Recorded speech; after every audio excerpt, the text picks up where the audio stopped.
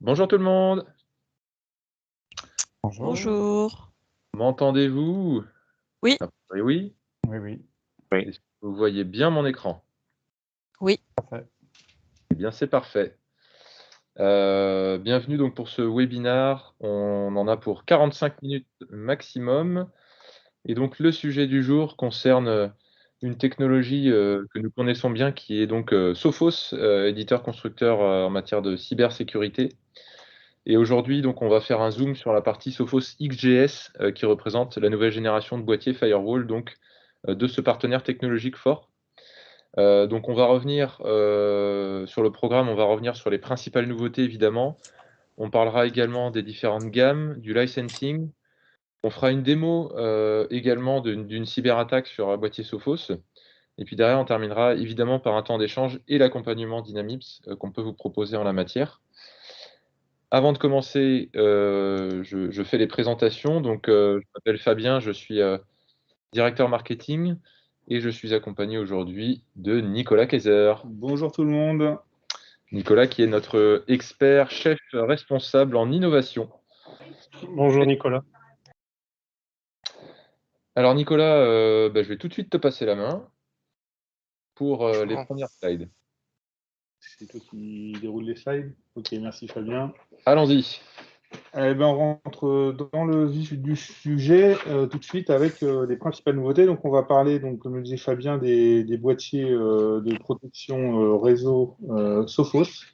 Donc la première nouveauté qui arrive avec les Sophos XGS, nouvelle génération, c'est qu'on a maintenant deux processeurs intégrés à la machine.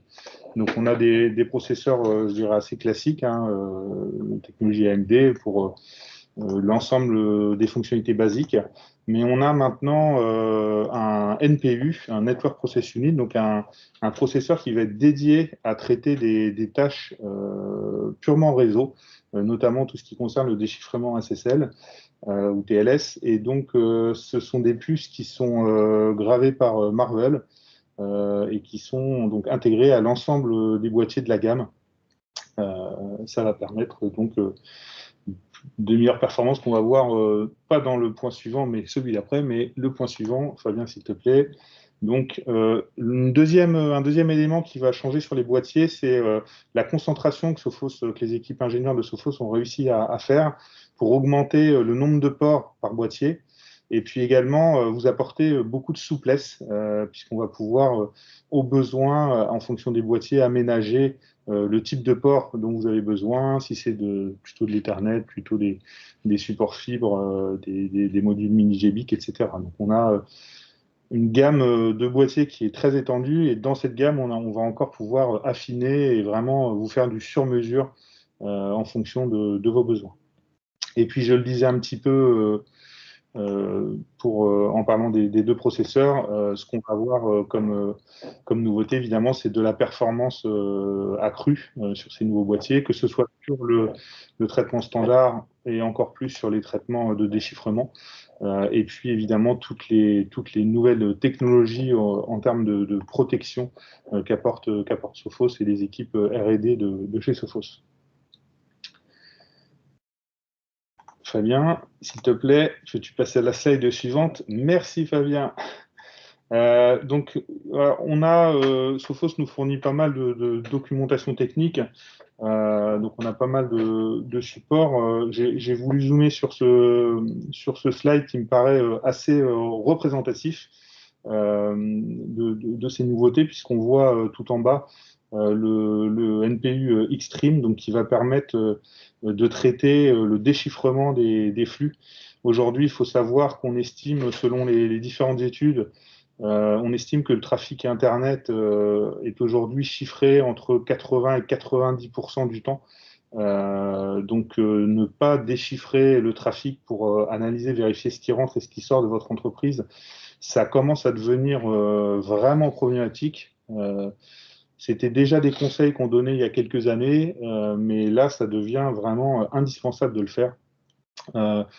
les principaux freins les principaux freins qui empêchent aujourd'hui les services informatiques de déchiffrer les flux, ça va être la performance et les contraintes liées au déchiffrement, puisque ça demande un peu plus de temps et de ressources.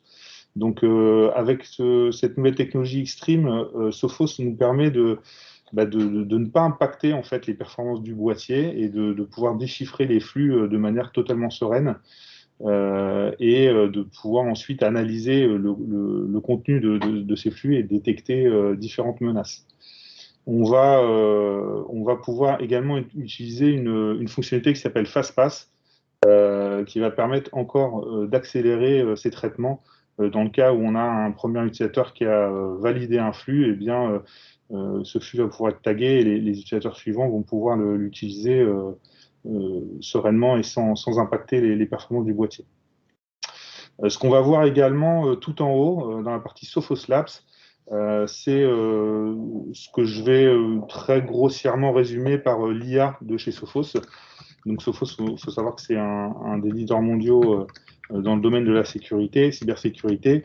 Et donc, ils ont énormément de solutions déployées à travers le monde et ils peuvent consolider l'ensemble des données qui sont remontées dans leur base de données, dans leur data lake et analyser ce qui se passe un peu partout. Et donc, on va avoir des fonctionnalités qui vont permettre, par exemple, de analyser un fichier qui va être avec peut-être un virus 0D, une attaque 0D, donc qui n'est pas identifié par les protections antivirus traditionnelles.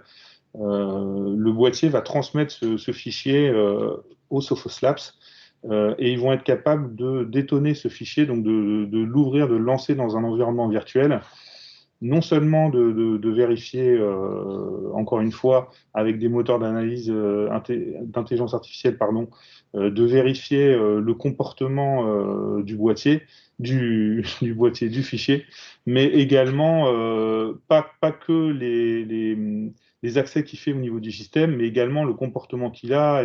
Est-ce qu'il essaie d'ouvrir des choses? Est-ce qu'il essaie de... on est vraiment sur toute la puissance de l'intelligence artificielle. C'est-à-dire qu'on a des modèles qui vont vérifier le comportement d'un fichier et en déduire que ce fichier présente une menace ou pas.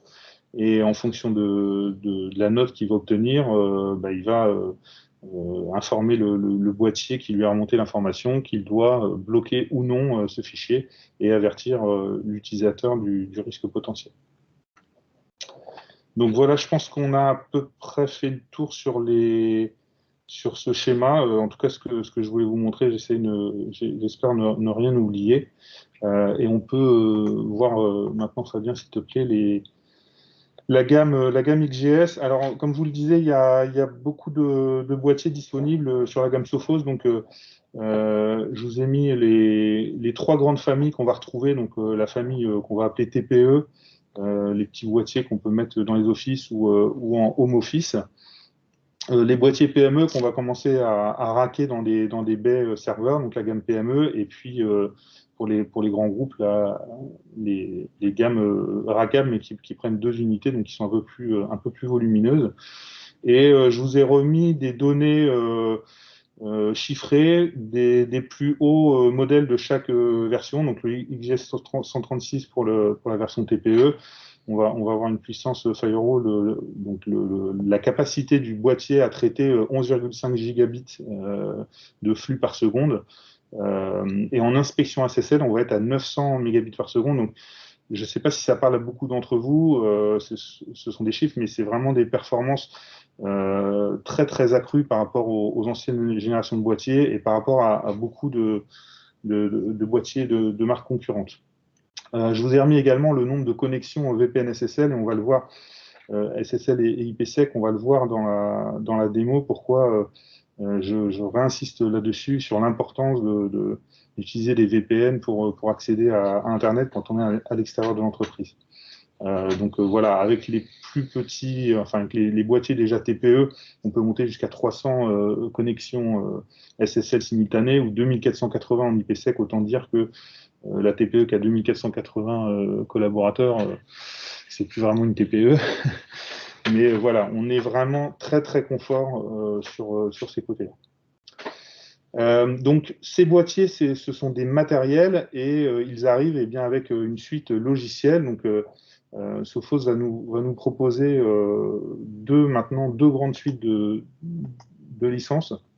La standard protection qui va vous inclure donc la licence de base, on va dire que c'est les fonctionnalités assez traditionnelles d'un firewall, de transfert de flux, d'ouverture de port, etc. Il va également y avoir toute la partie network protection, donc c'est là où on va commencer à rentrer sur les solutions vraiment fonctionnelles de Sophos avec les analyses antivirus et autres IDS. La partie le module Web Protection, ben là, comme son nom l'indique, ça va vous aider à protéger les accès Internet. Donc, à la fois en filtrant, vous pouvez vous baser sur des listes. Par exemple, je ne souhaite pas que mes collaborateurs accèdent à des sites du dark web ou à des sites, je ne sais pas, qui parlent de trafic d'armes. Et donc, à partir du moment où on coche ces listes-là et qu'on demande à ce que les utilisateurs n'y aient pas accès, ces listes sont mises à jour régulièrement par Sophos et on va, comme ça, pouvoir contrôler l'accès Internet de manière assez confortable et assez rapide.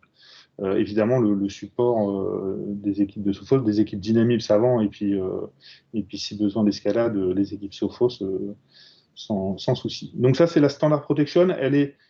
C'est une belle suite, il y a une belle offre, mais je ne peux pas ne pas vous conseiller de choisir la Extreme Protection, qui est la suite qui me paraît aujourd'hui vraiment, vraiment indispensable, puisqu'elle ajoute, pour ce qui vous concerne au niveau de la protection, la suite 0D Protection. Donc c'est là où on va pouvoir utiliser toute la puissance des Sophos Labs et toute la puissance de l'intelligence artificielle. Donc c'est ce dont je vous parlais tout à l'heure, la remontée des fichiers non identifiés, la possibilité de détonner des fichiers, de faire du deep learning dessus, pour vraiment être serein dans l'utilisation. Ça va également vous ajouter la partie centrale orchestration. Donc là, il y a plusieurs cas de figure où c'est intéressant. Dans le cas où vous souhaitez faire du SD-WAN, ça permet d'orchestrer les liens. Donc si vous avez un nombre de sites relativement important, ça devient vite obligatoire. Il y a également la partie Central Firewall Report. Donc c'est la solution que Sophos propose pour stocker l'ensemble de vos données dans le cloud, ce qui permet, en cas d'attaque vraiment violente, pendant lequel le pirate réussirait à détruire le boîtier, on garde quand même l'historique de tous les logs centralisés. Donc en version standard, on va avoir une rétention de 7 jours de ces logs. En version Extreme Protection, on va passer à 30 jours. Donc ça, c'est aussi un usage. Bon, on préfère ne pas avoir l'utiliser, mais voilà, il faut savoir que ça existe. Et puis j'en oublie un dans la Central Orchestration. Qu'est-ce que j'oublie? Le déploiement Zero Touch. Donc pour pouvoir déployer depuis le cloud l'ensemble des paramétrages et des firewalls. Donc voilà pour la partie licensing. Toutes ces licences, évidemment, sont disponibles en modèle abonnement. Donc le modèle abonnement, c'est une offre qui se généralise sur pas mal d'outils informatiques depuis quelques années. Vous avez l'habitude certainement de le faire, notamment pour toute la partie Office 365. Aujourd'hui, franchement, sur la partie sécurité, je pense qu'il ne faut plus hésiter.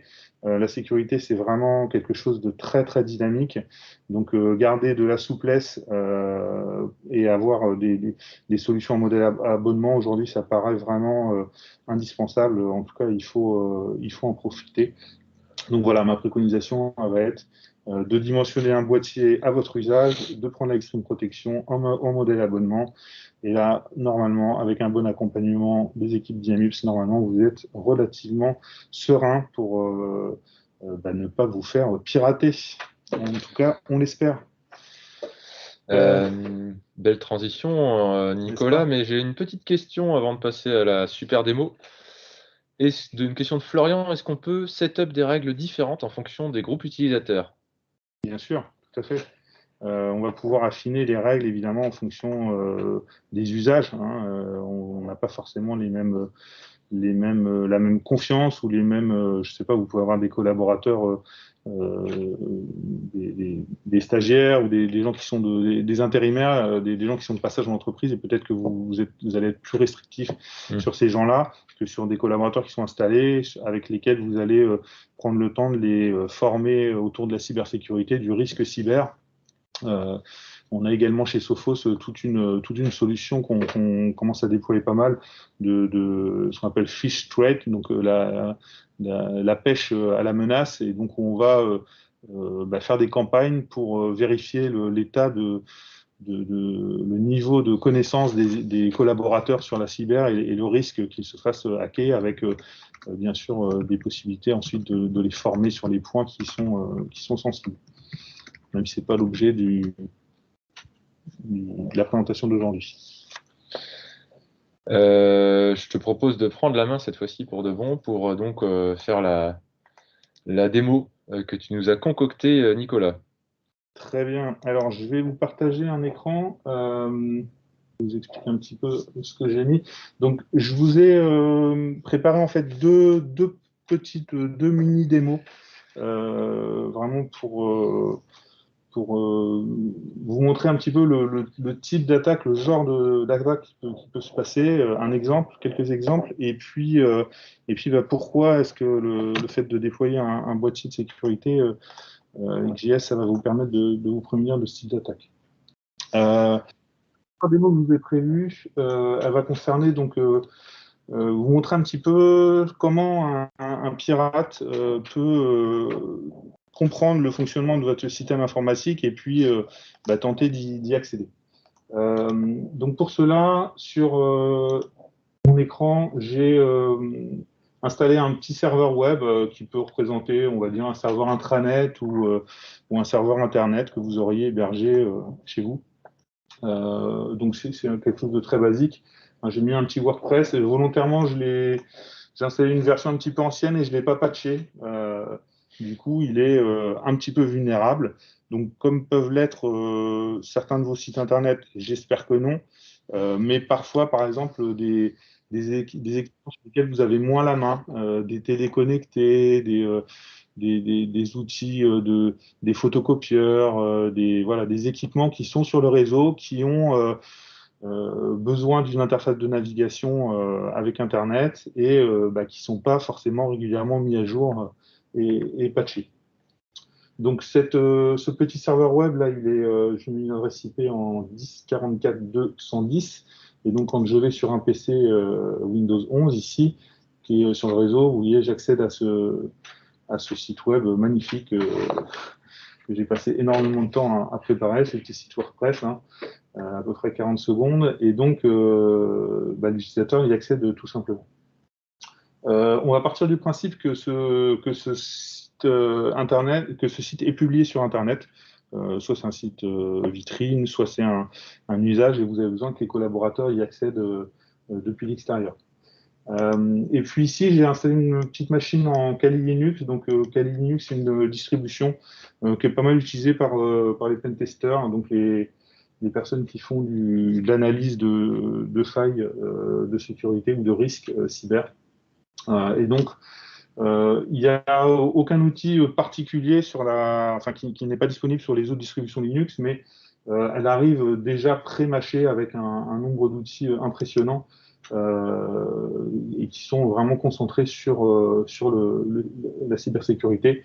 Donc, c'est pour ça que c'est un outil qu'on utilise assez facilement. Donc, la première chose qu'un attaquant va faire s'il cherche à vous hacker, ça va être d'essayer de designer votre système informatique. Et donc, pour ça, il va utiliser des outils ou des plateformes comme pentestool.com, et vous allez pouvoir venir scanner tout simplement un nom de domaine et essayer de détecter les différentes machines qui vont être publiées sur Internet, les différents liens, hein. Donc, il faut savoir qu'un pirate, il a le temps pour lui. Vous êtes vous travaillez que 8 heures par jour ou 10 heures par jour, et le week-end et la nuit, vous faites autre chose. Les pirates, eux, ils ont que ça à faire, n'est-ce pas? Ils n'ont pas de vie. Enfin, c'est surtout quand il y en a un qui s'arrête, il y en a un autre qui prend le domaine, la suite. Donc, on va pouvoir scanner comme ça un nom de domaine. Ça, c'est des sites qui sont accessibles pour tout le monde. Et on va identifier les différents noms de domaine qui concernent la société. Donc là, j'ai pris dynamics.com, hein, je vais pas prendre un confrère. Et on va identifier les adresses IP des différents équipements. Ce qu'on va faire ensuite, c'est qu'on va prendre une de ces adresses et puis on va essayer de la localiser. Donc, on va passer sur un site de localisation d'adresse. Et ça va permettre de vérifier si les équipements qu'on va chercher se trouvent sur le site du client ou ah tiens, c'est déjà la même que moi. J'en prends une autre. 210, tiens, c'est là, support.com, hop. Et donc, le pirate, comme ça, va pouvoir vérifier si c'est une machine qui est hébergée chez vous, qui est chez un hébergeur. Bon, là, vous voyez que nous, on a une partie de nos infrastructures qui sont hébergées chez Oceanet Technologies. On a la chance d'avoir une fibre entre notre immeuble et l'immeuble Oceanet qui est un data center. Et donc, on va pouvoir, comme ça, vérifier que c'est pas une adresse à l'autre bout du monde, aux États-Unis. Je crois que j'avais vu un Sarbacane qui traînait quelque part. Je crois que c'est celui-ci qui doit être aux États-Unis. Donc ça, par exemple, typiquement, on voit qu'il y a une adresse dessus, mais ça va être plutôt ça va pas être. Je vais pas rentrer dans les locaux de Dynamis en passant par ça. Ah ben non, celui-là il est à Paris, voilà, typiquement. Donc suite à ça, une fois que j'ai identifié et localisé une adresse IP, je vais pouvoir scanner la machine. Donc pour ça, je vais utiliser un scanner de port. Alors Nessus, c'est un des outils les plus connus aujourd'hui, hein, qui est édité par Tenable. Et donc ça va me permettre d'effectuer un scan sur une adresse IP, donc une adresse IP publique, où là en l'occurrence, je vais scanner mon serveur avec l'adresse IP 10.44.210, hein, bien sûr, elle est en interne celle-ci, mais c'est pour les besoins de la démonstration. Donc je vais pouvoir lancer un test sur une adresse ou sur une plage d'adresse, hein, évidemment, si j'ai récupéré beaucoup d'adresses IP, je vais pouvoir tout lancer d'un coup, et puis mon outil va mouliner un petit peu, tester les différents ports, vérifier ce qui est ouvert, et puis me remonter un certain nombre d'informations. Excusez-moi, hop. Voilà. Donc ici, ça prend, en fonction des machines, quelques secondes ou quelques minutes. Et puis, il va me classer des vulnérabilités en fonction de la criticité. Donc, il y a des choses, c'est juste des informations. Et après, il y a des vulnérabilités qui peuvent être faibles, médium, élevées ou carrément critiques. Je crois que j'avais mis un petit screenshot, voilà, qui est disponible sur le site de Tenable, avec un exemple de scan qui donne des vulnérabilités médium, élevées et critiques. Et donc, non seulement je vais récupérer ces infos-là, donc là, je retourne sur mon scan, qui n'est pas encore terminé, mais ça ne saurait tarder. Je crois qu'il prend 1 ou 2 minutes, celui-ci. J'ai qu'une machine. Et je n'ai pas encore le résultat. Donc voilà, c'est un peu long. C'est toujours le problème des démonstrations. Il faut meubler pendant que ça mouline. Mais en gros, ta fenêtre, si tu peux. Je pourrais pas faire plus gros que ça. Ah, alors j'ai rien dit. J'ai limité la taille à la taille de la machine virtuelle, donc une petite limite là-dessus. Je sens qu'on arrive à la fin du scan. J'aurais presque pu ne pas le lancer et vous montrer ce que j'avais lancé avant la réunion. On aurait gagné quelques secondes. Mais bon, voilà. Je vois qu'il m'a trouvé une vulnérabilité. Donc on arrive à la fin. Bon, je laisse continuer de tourner, mais normalement je devrais pouvoir accéder. Voilà. Donc ici sur ma machine, je vois qu'il a détecté donc 23 informations et une vulnérabilité médium. Donc je vais zoomer dessus. Je vois que ça concerne le jQuery. Donc là, je vous rappelle, hein, c'est un site internet WordPress. J'ai fait une installation de base, j'ai rien patché. C'est une version qui est sortie il y a quelques temps. Elle est sortie comme ça. Il y a des gens qui l'ont déployée.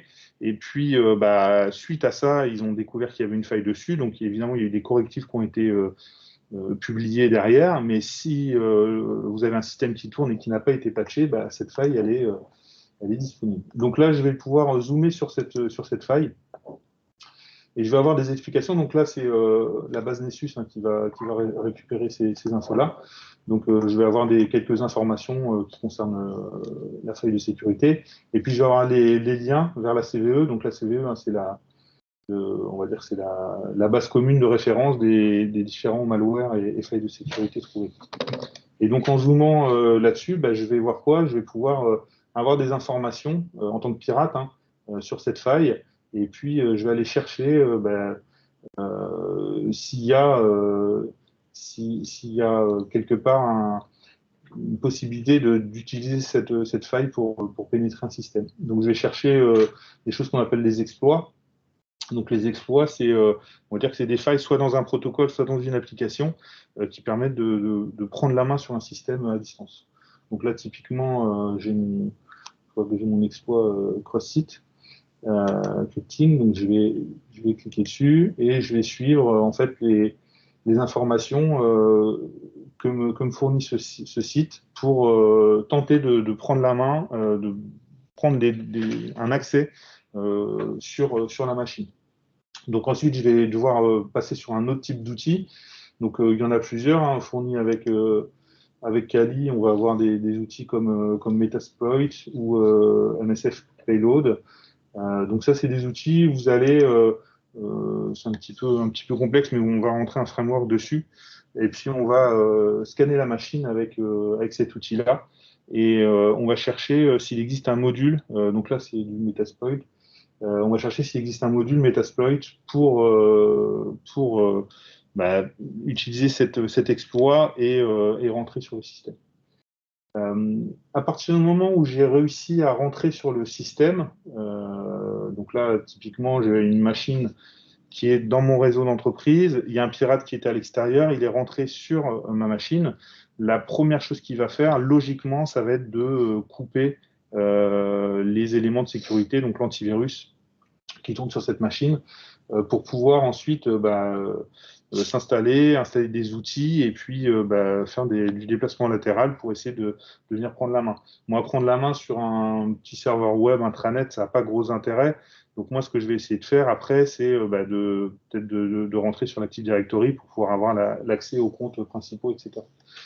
Donc c'est là où les boîtiers comme Sophos.xjs amènent vraiment un élément de sécurité extrêmement important, puisque avec les boîtiers XJS, vous avez une technologie qui s'appelle la sécurité synchronisée et qui va permettre aux antivirus qui sont déployés sur les postes, ce qu'on appelle les endpoints, de discuter avec le firewall. À partir du moment où le firewall n'arrive plus à discuter avec un équipement, il considère que cet équipement, il est en danger, il est dangereux, et donc il va l'isoler. Qu'est-ce qu'il va faire? Il va communiquer à l'ensemble des équipements du site. Il va leur dire voici l'adresse MAC d'une machine qui est blacklistée parce que j'arrive plus à communiquer avec l'antivirus qui est installé dessus. Et donc, s'il vous plaît, ne communiquez pas avec elle puisque potentiellement elle est corrompue. Donc, ça va me permettre, cette sécurité synchronisée, d'isoler totalement la machine, là, en l'occurrence WordPress, sur lequel un pirate a pris la main. Ensuite, évidemment, je vais avoir des alertes qui vont remonter au niveau de la console Sophos. Et les informaticiens vont pouvoir aller regarder ce qui se passe, détecter qu'il y a une connexion sur cette machine, et puis après, on va prendre les mesures coercitives, donc soit réinstaller complètement la machine, ou désinstaller ce qui a été installé, ou faire une restauration de sauvegarde, revenir à un point antérieur, patcher la machine pour que ça ne recommence pas. Donc il y a un élément qui est important aussi, je ne l'ai pas dit tout à l'heure, mais c'est analyser le pourquoi on s'est fait pirater pour essayer de détecter d'où venait la faille et puis surtout qu'elle ne se reproduise plus. D'accord ? Donc ça va vous donner un petit exemple sur le type de pénétration qu'on peut avoir à l'intérieur d'un site. Il y a un autre danger qui est assez important, c'est quand on est à l'extérieur. Vous avez des collaborateurs qui se déplacent. Ils vont dans des hôtels, ils vont dans des gares, ils vont dans des trains. Et dans ces endroits-là, ils ont tendance, ils ont raison, à utiliser les Wi-Fi, les réseaux Wi-Fi qui sont proposés par les différents événements, les différents emplacements. Euh, Aujourd'hui, ce que peut faire un pirate avec un outil comme Kali Linux, très facilement, on va pouvoir proposer un accès Wi-Fi gratuit à des utilisateurs. On va leur donner au Wi-Fi le nom qu'on veut. Hein. Moi, je peux créer un réseau Wi-Fi et l'appeler Wi-Fi SNCF ou Wi-Fi TGV, me mettre dans le train, le rendre accessible sans mot de passe à tout le monde. Et puis, vous vous doutez bien que je vais attraper un certain nombre d'utilisateurs. Donc, pour cette petite démo-là, je vous ai montré un exemple. Donc, nous, on a un site qu'on utilise et que certains d'entre vous utilisent peut-être, qui s'appelle MyCloud Portal, et qui permet de suivre la consommation Azure, la consommation de votre site, de vos machines hébergées sur Azure ou de vos licences Office 365. Et typiquement, ça, c'est un outil qu'on va utiliser beaucoup, nous. Et donc, on peut imaginer un pirate qui se dit, tiens, je suis dans un hall de gare et je vais usurper ce site-là et proposer un réseau Wi-Fi à un utilisateur qui va tenter d'y accéder. Donc, pour cela, je repasse sur ma machine Kali dès que j'aurai retrouvé ma souris. Hop, voilà. Et là, je vais utiliser une autre solution qu'on trouve nativement dans Kali Linux, qui est le Social Engineering Toolkit. Hein, d'accord. Donc c'est un outil qui va permettre, vous allez voir, c'est assez simple d'utilisation. Donc j'ai pas mal d'outils différents. Là, on va utiliser une attaque par ingénierie sociale et on va utiliser la ligne 2 Website Attack Vector. Donc je vais utiliser un vecteur d'attaque par site web. Je vais choisir la ligne 3, qui est la tentative de récupérer des credentials, donc login mot de passe d'un utilisateur. Et je vais utiliser l'option site cloner. Et donc là, tout simplement, alors je pourrais rentrer facebook.com. Hein, là, je vous ai mis sur un site Dynamips parce que voilà, pour changer un petit peu des démos. Et donc, je vais rentrer Dynamips. Je fais de faute de frappe, hein, mycloudportal.net. Donc là, vous voyez que ça me prend quelques secondes hein, pour cloner un site. Et un utilisateur donc, qui est sur son superbe Windows 11 tout neuf, il va accéder à son site, enfin croire accéder à son site. Et tout simplement, vous allez voir ici, tout de suite, sur la gauche, vous avez vu qu'il y a une connexion qui s'est initiée depuis le 10.44.2.6, donc c'est le PC Windows 11 qui est là. Et là, c'est Fabien. Fabien, vous savez qu'il est pas très, Qui est pas très malin. il est pas très malin, il fait pas attention. Et donc, lui, il voit son site. Son site, il est parfait. Hein, il va rentrer son mot de passe top secret. C'est quoi ton mot de passe, Fabien Petit chat 62. Allez, petit chat 62. Voilà. Il va tenter de se connecter. Que va faire le système? Eh bien, il va enregistrer son mot de passe et il va rerouter Fabien sur le portail. Donc Fabien va se dire ah, tiens, j'ai peut-être mal tapé mon mot de passe. Il va recommencer et là, il va rentrer sur son portail et travailler normalement. Et qu'est-ce qu'on a vu dans la fenêtre de gauche? Eh bien, on a vu que le système, il a trouvé un possible username field found, donc un champ de mot de passe possiblement fiable qui s'appelle fabien@dynamics.com et un possible password field found et un mot de passe possible qui s'appelle petit chez 62. En plus, j'ai vraiment fait une faute en le tapant. Bon, évidemment, si vous avez un utilisateur qui se trompe en tapant son mot de passe et que vous êtes un pirate, vous n'êtes pas dans la misère puisque vous n'arrivez pas à le récupérer.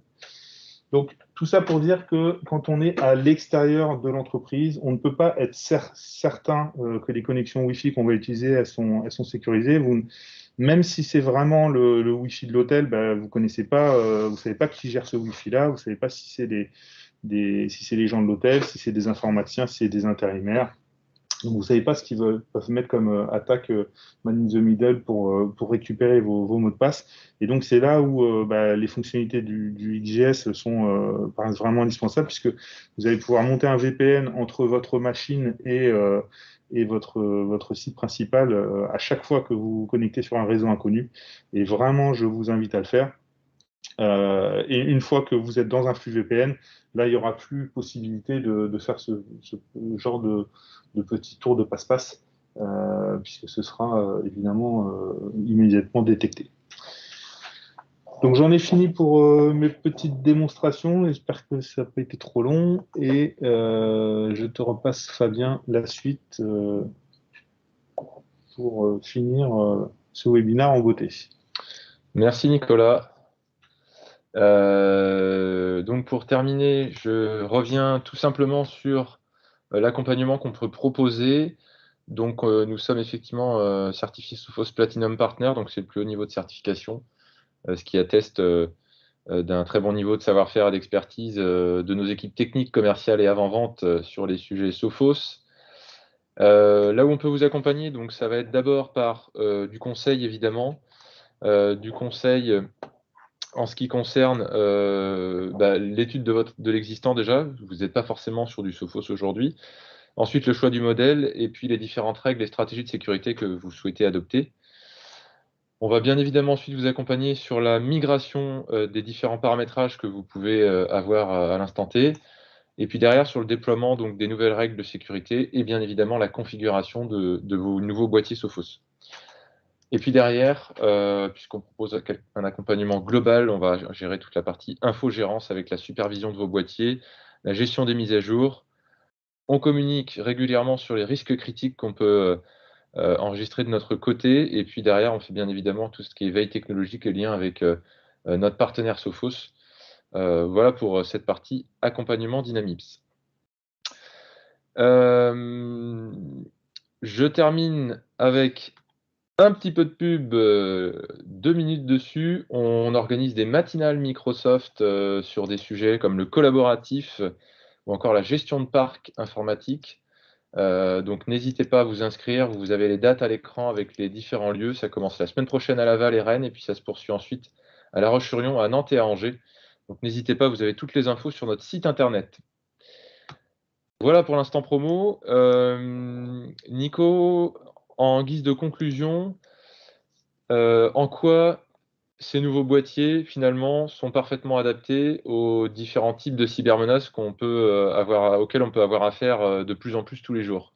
Eh bien, tout simplement, alors les anciens boîtiers étaient déjà adaptés à de nombreuses menaces, puisque c'est plutôt la veille, l'innovation logicielle que Sophos mène, notamment avec les Sophos Labs, qui permet d'apporter tout le temps des nouvelles fonctionnalités, notamment tout ce qui tourne autour de l'IA. Ce que ces nouveaux boîtiers apportent, donc ce que j'ai dit tout à l'heure, c'est vraiment la performance avec des puces dédiées NPU là, qui permettent vraiment de déchiffrer le trafic de manière quasiment transparente et sans impact pour les utilisateurs.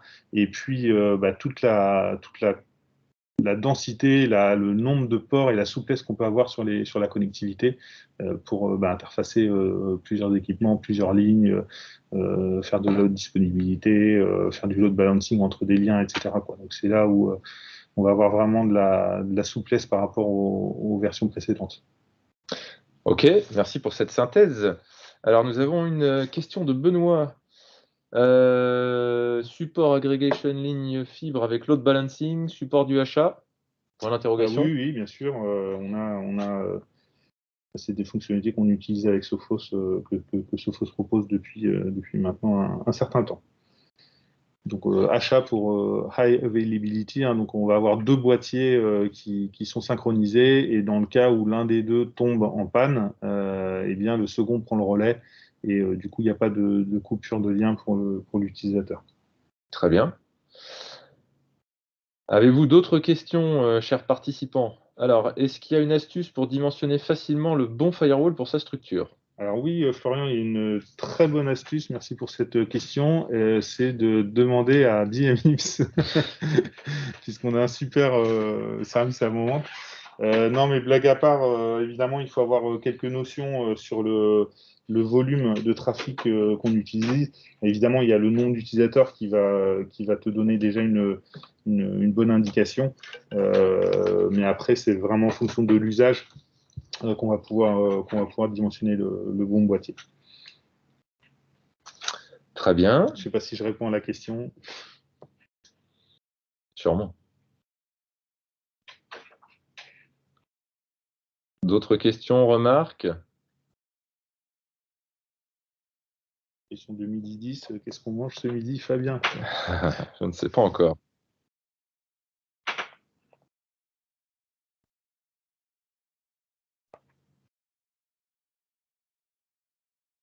Plus de questions. Plus de questions, ça veut dire que c'était limpide et clair comme de l'eau de roche. Merci Nicolas, merci à tous pour votre participation. Merci. La session a été enregistrée, donc vous aurez évidemment accès au replay qui sera dispo sur notre page YouTube. On vous enverra un lien de toute façon, avec aussi un lien pour télécharger la présentation si vous le souhaitez. En attendant, on vous souhaite bon appétit et une belle journée ensoleillée. Et on vous dit à très bientôt. Au revoir. Au revoir tout le monde.